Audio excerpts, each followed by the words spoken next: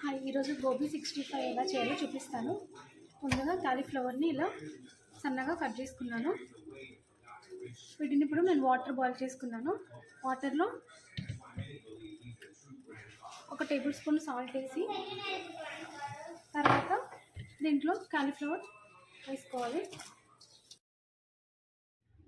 Cauliflower hot వాటర్ల నుండి తీసి పక్కన పెట్టుకోవాలి.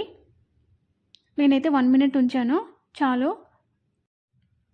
కాలీఫ్లవర్లో 1 టేబుల్ స్పూన్ ధనియా పౌడర్, రైస్ ఫ్లోర్, మైదా, corn flour, 1 table spoon chilli powder, salt, garam masala ఇవన్నీ వేసి మంచిగా కలుపుకోవాలి.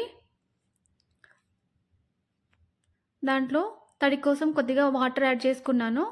కొద్దిగా తడిచేలాగా వాటర్ వేసుకోవాలి. తర్వాత 1 table spoon oil, 1 table spoon ginger garlic paste, 1 table spoon ginger garlic paste వేసి ఒక కడాయిలో కాలీఫ్లవర్ వేయించడానికి సరిపడా ఆయిల్ పోసి వేడి చేసుకొని అందులో మనం ముందే ప్రిపేర్ చేసి పెట్టుకున్న కాలీఫ్లవర్ని వేసి బ్రౌన్ కలర్ వచ్చే వరకు ఫ్రై చేయాలి.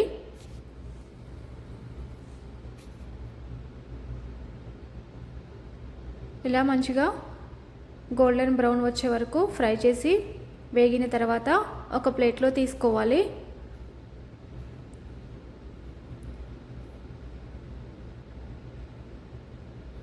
ఇందులోకి గ్రీన్ చిల్లీస్ కొన్ని ఇలా పొడవుగా కట్ చేసుకొని ఆయిల్లో ఫ్రై చేసి పెట్టుకోవాలి. అందులో కొన్ని కర్రీ లీవ్స్ కూడా వేసుకుంటే బాగుంటుంది.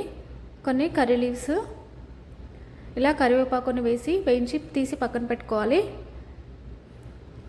ఈ ముందే వేగిన గోబీ 65లో వేయించిన పచ్చిమిర్చి, కరివేపాకు వేసి కలుపుకుంటే చాలా బాగుంటుంది.